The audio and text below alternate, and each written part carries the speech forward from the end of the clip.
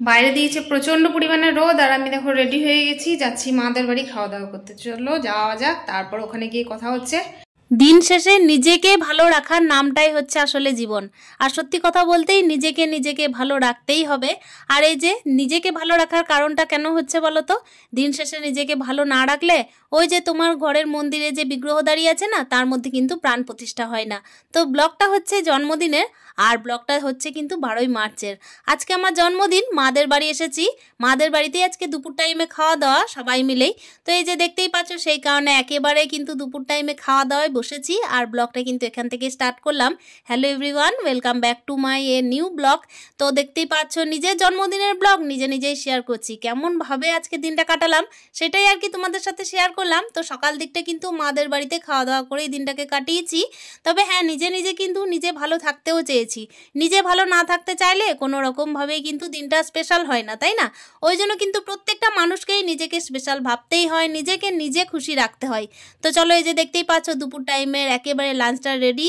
Lunch কিন্তু আজকে একদম বেশ ভালোই ছিল, জমজমাট ছিল। আমি কিন্তু লাস্ট বেলায় আর পায়েস মিষ্টি নিইনি, যেহেতু একবার খাওয়া হয়েছে। আর এই যে দেখতেই পাচ্ছ, এইটা কিন্তু একেবারে শেয়ার করছি কোন টাইমের বলো তো? এটা হচ্ছে একেবারে পরের দিনের। যেহেতু রাত্রিবেলায় কিন্তু একেবারে কোনো রকমের কোনো সেলিব্রেশন নয়, কোনো কিচ্ছু নয়। দিনের টাইমে বেশ ভুরিভোজ হয়েছে, দেশি মোরগের ঝোল খাওয়া হয়েছে মাদের বাড়িতে, নানা রকম পঞ্চব্যঞ্জন রান্না করে। আমার ওদিকে কিন্তু মাসি আর মেসোমশাই এসেছিলেন, তাদেরকেও তোমাদের সাথে পরিচয় করিয়ে দিলাম। কয়েকদিন যাবত তো আমার মাসিকে তোমরা ভিডিওতে দেখেইছো। আর এই যে এই ব্লগটা যেটা হচ্ছে, সেটা কিন্তু আমি নিজের জন্মদিন সেলিব্রেট করছি। আসলে আমাদের পাড়ায় কিন্তু কিছুটা দূর হেঁটেই আমাদের এখানে একটা মন্দির আছে, সেখানে কিন্তু শিব মন্দির। তো শিব পার্বতীর মন্দিরে কিন্তু ভোগ খাওয়ানো হয়। আমি না বিশেষ দিনে একটু মন্দিরে যাওয়া পছন্দ করি, আর বিশেষ দিনে কিন্তু নিজেকে নিজে আর কি প্যাম্পার করার চেষ্টা করি। ওই কারণে দেখো এই যে একটু রেডি হয়ে নিলাম, স্নান সেরে নিয়েছি খুব সুন্দরভাবে, মানে স্নান করেছি, শ্যাম্পু দিয়েছি, একটু ভালোভাবে নিজেকে রেডি করে নিয়েছি সুন্দর করে। আর হ্যাঁ, সুন্দর কতটা লাগছি তা জানি না, তবে সুন্দর কিন্তু নিজেকে এই মুহূর্তে ভাবতে ইচ্ছা করছে। কেন কি দেখো, ওই যে মা বাবা আমাদেরকে এই পৃথিবীতে নিয়ে আসে, তো আমরা কিন্তু সত্যি কথাই স্পেশাল, তাই না? প্রত্যেকটা মানুষই কিন্তু নিজের কাছে স্পেশাল, নিজেকে নিজে স্পেশাল ফিল করতেই হয়। ওই কারণে দেখো একেবারে নিজে প্যাম্পার হয়েছি, আর নিজেকে নিজে প্যাম্পার করার চেষ্টাও করি। নিজে রেডি হয়ে একেবারে দেখো এবার কিন্তু একদম মানে একটুখানি ঢং দেখিয়ে একেবারে কিন্তু চলে যাব মন্দিরে। আমার সামনের বাড়ির ওই যে বৌদি আছে, তো তার সঙ্গেই যাব, যেটা কিনা আমার ওই যে পাতানো মেয়ে, আর তার সঙ্গে তার মা, সবাই মিলে দেখো যাচ্ছি। আর আছে সামনের বাড়ির এক কাকুরা। তো সবাই মিলে দেখো হাঁটন যাত্রা, হাঁটু পা করতে চললাম। আচ্ছা, কে আমার মতো নিজের জন্মদিনটা স্পেশাল মনে করো বলো তো? মানে কেউ না থাকলেও নিজেকে নিজে স্পেশাল মনে করো, তারপর হচ্ছে নিজের জন্মদিনটাতে মানে নিজে প্যাম্পার হওয়ার চেষ্টা করো, এরকম কি কেউ আছো? উদাহরণস্বরূপ কিন্তু আমি নিজেই। সত্যি কথা বলতে দেখো, প্রত্যেকটা মায়ের কাছেই কিন্তু তার সন্তানের জন্মদিনটা খুবই মূল্যবান, হয়তোবা আমার মায়ের কাছেও সত্যিই খুব মূল্যবান। ওই কারণেই তো মারা কিন্তু কখনো জন্মদিন ভুলে না। অনেকেই হয়তো ভুলে যায়, কিন্তু দেখো মারা ভুলে না। তবে ওয়েট, আমার হাজবেন্ডও কিন্তু ভুলেনি। আসলে ব্যাপার হচ্ছে, আমার হাজবেন্ডও কিন্তু আমার মা বাবার মতো করেই আমাকে সব দিন আগলে রেখেছে, সব দিন ভালোবেসেছে। আর সত্যি কথা বলতে মা বাবার পরবর্তী দিনে কিন্তু আমার হাজবেন্ডই একরকম গার্জেন হিসাবে, একরকম বাবার মতো করে, মায়ের মতো করে আমাকে লালন পালনও করেছে। সত্যি কথা আমার বলতে কিন্তু কোনো কষ্ট নেই, লজ্জাও নেই।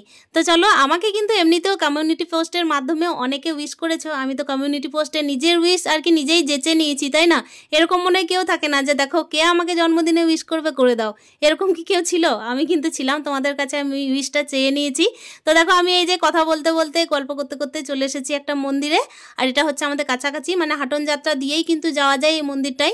বেশ সুন্দরভাবে কাটিয়েছি। আমার জন্মদিনের দিনে কিন্তু এখানে ভোগ খাওয়ানো হয়, মানে 4 দিন যাবত ভোগ খাওয়ানো হয়। তো ওই কারণে না জন্মদিনের দিনে আর জন্মদিনের পরের দিনে, এই দুটো দিন আমি কিন্তু আসার চেষ্টা করি। জন্মদিনের পরের দিনটাই আমাদের এখানে মানে মহা উৎসব হয়, আর জন্মদিনের দিনে তো এমনিতেও রাত্রিবেলায় প্রোগ্রাম লেগেই থাকে। এই মন্দিরের দ্বারে ঢুকতেই কিন্তু একদিকে শিব পার্বতীর আর কি ফটো ফ্রেম দেওয়া আছে, মানে ওনাদের আর কি দেখো চিত্রপট দেওয়া আছে, আর একদিকে রাধা মাধবের। তো এই দিকে কিন্তু দেখো দেখতেও বেশ সুন্দর লাগছিল, তাই না? আর মন্দিরে কিন্তু প্রবেশদ্বারটাও খুব সুন্দরভাবে সাজানো ছিল। এটা রাত্রিবেলায় খুব জমজমাট লাগে দেখতে, মানে রাত্রিবেলায় লাইটিংগুলো থাকে, তো তখন কিন্তু আরও একরকম লাগে। তো চলো বন্ধুরা, একেবারে কিন্তু মন্দিরে প্রবেশ করব। মন্দিরে আস্তে প্রবেশ করা হয়। আমাদের এই মন্দিরটাই না একেবারে মাটির তলায় গুহায় কিন্তু অনেক ঠাকুর দেবতা, মানে ওখানে আমার কিন্তু সব জায়গায় দেখানো সম্ভব হয়নি, যদিও বা ভিডিওটা লম্বা হয়ে যাবে, সেই কারণেই এই মন্দিরটাই কিন্তু 4-4টে দিন ধরে যেভাবে আর কি আশ্বিন মাসে দুর্গা পুজো হয় সেইভাবেই কিন্তু 4 দিন আর কি বিধি নিয়ম মেনেই সমগ্র পুজো করা হয়। আর সব থেকে বড় কথা হচ্ছে এই যে টাইমে আর কি পুজোটা হয় সেই টাইমে আমার জন্মদিনটা পড়ে যায়। ওখানে যে চিত্রপটটা দেখালাম সেখানে কিন্তু মা দুর্গার পুজো হয়ে থাকে, তবে মেন চিত্রপটটা ওইটা নয়, আসলে মেন মূর্তি আছে। আর এই যে দেখতেই পেলে গোপাল দর্শন করালাম তোমাদের সাথে, হনুমানজির দর্শন করালাম। তারপরে দেখো সিঁড়ি বেয়ে যাচ্ছি একেবারে ওই যে মা দুর্গার জায়গায়, মানে শিব পার্বতী যেখানে আছেন ওখানে শিব কালীর আর কি মূর্তি রাখা আছে যদিও। তো দেখো এখানে কিন্তু ওঠার পথে দেখতেই পেলে ওখানে কিন্তু লক্ষ্মীনারায়ণের আর কি মূর্তি রয়েছে। আর এখন দেখো মেন মূর্তি যেখানে থাকে সেই জায়গাটা দেখো কি সুন্দর, 2 ধাপে ঠাকুরদেরকে কি সুন্দরভাবে বিরাজ করানো আছে, তাই না? এত সুন্দর এই জায়গাটা দেখলে কিন্তু মনটা সত্যিই ভরে যায়। তারপর তো দেখো গুহার ভেতর দিয়ে মানে নিচে নিচে কিন্তু ঠাকুর আছে প্রচুর পরিমাণের, সমগ্র তোমাদের সাথে শেয়ার করা হলো না। এরপর কিন্তু দেখো সবাই মিলে একেবারে চলে যাব খিচুড়ি ভোগ খাওয়ার জন্য। খিচুড়ি ভোগও কিন্তু এখানে মানে অমৃতের স্বাদে, সত্যি কথা বলতে কোথাও কিন্তু এত সুন্দর ভোগ খাওয়ানো হয় না। একেবারে খিচুড়ি থেকে শুরু করে 2 রকমের তরকারি, টক, তারপর হচ্ছে পায়েস, চাটনি, মিষ্টি, বোঁদে, সমগ্র রকমের মানে ভোগের ব্যবস্থা থাকে এখানে 4 দিন যাবত। মানে বুঝতেই পারছো এত যে লোক খাওয়ানো হয়, কিন্তু এত সুন্দরভাবে খাওয়ানো হয়, কাউকে ফেরানো হয় না রাত পর্যন্ত। তারপর ওই যে 4 দিন যাবত খাওয়ানো হয়, এটা কিন্তু একটা বিশাল ব্যাপার। আর আমার মতো এই যে যারা আছো, যারা কিনা স্পেশাল দিনটা স্পেশালভাবে কাটাতে পছন্দ করো মন্দিরে তারপরে লোকজনের মাঝে, তারা কিন্তু অতি অবশ্যই কমেন্টে জানানোর চেষ্টা করো। আমাকে তো অনেকেই অনেক সুন্দর সুন্দর উইশ করেছো, এত ভালো লেগেছে আমার পড়ে না, যে আমি ভেবেছিলাম যে প্রত্যেকের নামটা নেব, কিন্তু সত্যি কথা বলতে কি এত উইশেষ আছে যে আমার কিন্তু আলাদাভাবে বলা সম্ভব হয়ে ওঠে না। আর এই যে স্পেশাল দিনে স্পেশাল প্রত্যেকের কাছে উইশ পাওয়াটা সত্যি কথাই কিন্তু অনেক বড় আশীর্বাদের সমান, তাই না? আর এখন দেখো ছোট থেকে ছোট উইশেষ আর বড় থেকে বড় উইশেষ যাই হোক না কেন সেগুলো কিন্তু কোনোটাই ফেলনা নয়। আমাকে কিন্তু এতজন যে উইশ করবে সেটাও আমি আর কি ভাবতেই পারিনি। আমি ভেবেছিলাম জাস্ট যে ওই কমিউনিটি পোস্টের মাধ্যমে একটা আর কি পোস্ট শেয়ার করব তোমাদের সাথে, যে দেখো আজকে আমার জন্মদিন, কিন্তু সত্যি কথাই তোমরা এত সুন্দরভাবে আমাকে যে উইশ করেছো না, আমার মনটা মুগ্ধ হয়ে গেছে যে আমাকে বাড়ির লোক ছাড়াও প্রত্যেকে উইশ করতে পারে, একটুখানি পোস্ট করলেই হলো, তাই না? তো চলো বন্ধুরা, এই যে দেখতেই পাচ্ছ লাস্ট বেলায় যদিও বা বসেছিলাম, তো ওই মোটামুটি 4টের সময়, তো খাওয়া দাওয়াটা খুব সুন্দরভাবে হয়েছে, মানে ভোগ পেয়েছি খুব সুন্দরভাবে। তারপর না একটুখানি আর কি আমরা বসেছিলাম একটুখানি আড্ডা দিলাম।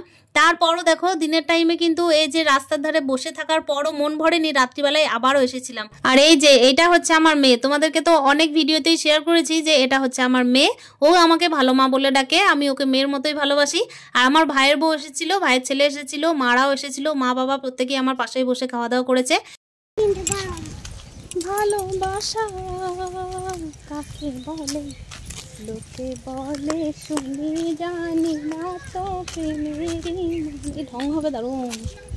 মনের খুশিতেই ছিলাম আজকে। সত্যি কথা ওই যে বললাম যে বিগ্রহে কিন্তু প্রাণ প্রতিষ্ঠা হয় না, সত্যি কথা বলতে এই বিগ্রহ কিন্তু বিগ্রহই থেকে যায়, পাথরের একটা মূর্তি দাঁড়িয়ে থেকে যায়, যদি না নিজের মধ্যে প্রাণ থাকে, তাই না? নিজের মধ্যে প্রাণ থাকে। আমি সব থেকে বেশি কথা বলি কার সঙ্গে জানো তো? ঈশ্বরের সঙ্গে কিন্তু ওই একাকিত্ব জীবনে আমি অনেক গল্প করি, যেটা কিন্তু আর কারোর সাথে করতে পারি না। সারা দিনের গল্প, সারা দিনের ক্ষোভ, সারা দিনের রাগ আমি কিন্তু ওই একজনকেই শেয়ার করি, সেটা হচ্ছে আমার ভগবান। আর এই তো দিনের বেলাটা জন্মদিনটা এইভাবে কাটানোর পরে রাত্রিবেলায় আবারও এসেছি। দেখো রাত্রিবেলায় এই যে দেখতেই পাচ্ছ লাইটিংয়ে কিভাবে সুসজ্জিত, এত সুন্দর জায়গাটা লাগছে যে কি বলবো, এত লাইটিং আছে, এত লোকের মানে লোকারণ্য, যে আমার কিন্তু আরও বেশি ভালো লাগছিল।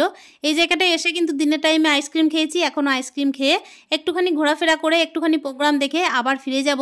আর সত্যি কথা বলতেই দেখো আমি কিন্তু আজকের দিনে নিজেকে ভালো রাখার চেষ্টা করেছি, সেই কারণে ভালো থাকতেও পেরেছি। প্রত্যেকটা গৃহবধূরা এই যে গৃহবধূরা নিজেদের জীবনে পা দেওয়ার পরেও ওই যে দেখো নিজেকে নিজে স্পেশালভাবে ভাবতে শিখলে কিন্তু সত্যি কথা বলতে একটা দিন ভালো কাটতে পারে। আর আজকে তো যেহেতু ভালো দিন, ভালো তো কাটাতেই হবে।